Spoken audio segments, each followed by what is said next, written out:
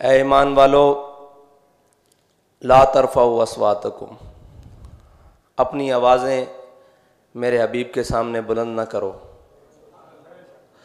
और हुजूर की आवाज़ से बुलंद न करो। ये जब आयत मुबारक नाजिल हुई तो जनाब सिद्दीक़ अकबर ने अहद किया, अफ़ज़लुल खल्क़ बादल अंबिया, खलीफा बिला फसल, आपने अहद किया कि अब के बाद मैं हुजूर से ऐसे बात किया करूँगा जैसे राज की बात की जाती है, इतनी आहिस्ता। और हज़रत उमर रज़ी अल्लाह ताला अन्हो हुजूर से इस तरह बात फरमाते कि सैयद आलम सल्लल्लाहु अलैहि वसल्लम को दोबारा पूछने की हाजत आती, मतलब इतनी आहिस्ता। जब ये आयत नाजिल हो गई तो सहाबा कराम ने इस पर सब ने अमल शुरू कर दिया। सिर्फ मेरे रब को इतनी भी बात पसंद नहीं कि मेरे हबीब की आवाज़ से किसी की आवाज़ बुलंद हो जाए।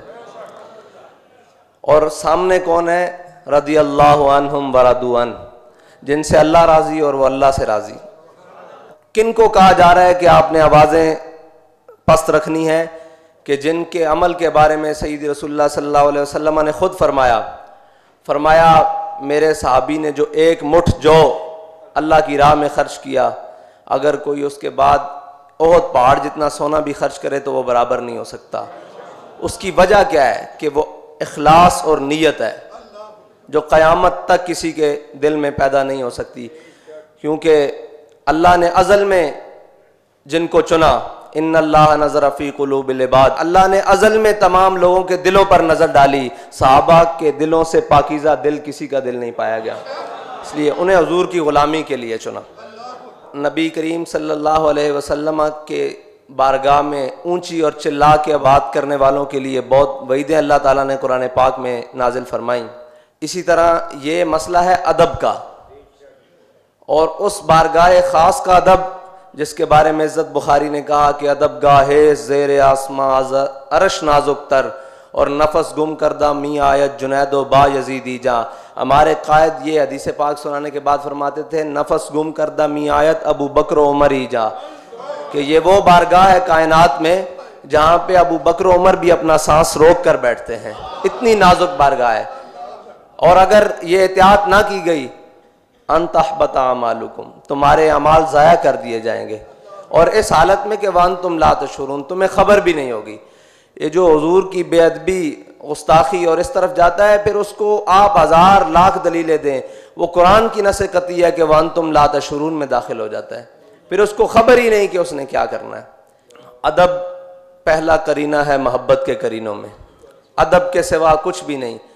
और मग़ज़ कुरान रूह ईमा जाने दी हस्त हुब्बे रहमत लिल आलमीन, जो अदब है वो सारा का सारा हुजूर की मोहब्बत है। जो इस्लाम है सारा कुछ हुजूर की मोहब्बत है, इसके बगैर ना कोई बात है। ये तो सहाबा कराम का अदब, अब जानवरों का हुजूर के सामने अदब। उम्मुल मोमिनीन हज़रत आयशा सिद्दीक़ा फरमाती हैं हमने एक बकरी घर में रखी हुई थी। जब सैयद आलम सल्लल्लाहु अलैहि वसल्लम घर में तशरीफ ना होते तो वो बेचैन हो जाती, कभी दाएं कभी बाएं, कभी ऊपर कभी नीचे, कभी मशरिक से मगरिब, शुमाल की जुनूब, पूरे घर में भागती रहती।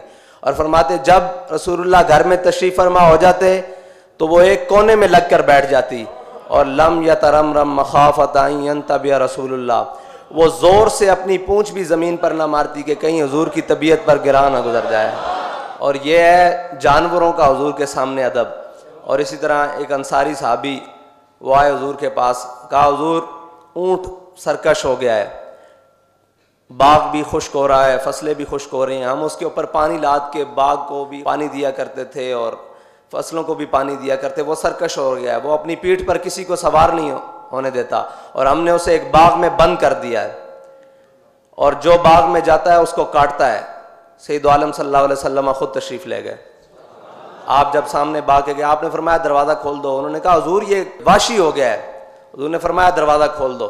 जब दरवाज़ा खुला तो वो भागता हुआ हुजूर की जानिब दौड़ा, और आके उसने, हमारे कायद कहते थे, लंबे लंबे होठ हुजूर के कदमों में रख दिए। ये तो हो गया जानवरों का हुजूर से अदब।